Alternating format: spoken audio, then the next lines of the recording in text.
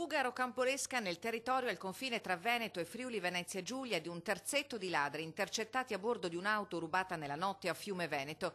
L'inseguimento a folle velocità nella notte sulla A28. Carabinieri e polizia si passano numero di targa della vettura rubata a un pordenonese, vittima pure di un furto in casa. L'auto sfila a velocità sostenuta. Le forze dell'ordine decidono di far chiudere il casello di Portogruaro per sbarrare la fuga ai fuggitivi. La mossa si rivela inutile perché i malviventi si lanciano sulla sbarra, sfondandola. L'auto pesantemente danneggiata viene abbandonata di lì a poco e i tre proseguono la loro fuga a piedi, braccati dalle forze dell'ordine che all'alba li hanno individuati in un'area boschiva vicino all'autostrada.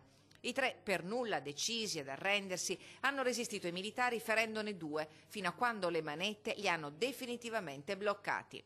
I tre, tutti di nazionalità moldava, di età compresa fra i 24 e i 30 anni, devono rispondere di furto aggravato, resistenza, violenza e lesioni a pubblico ufficiale.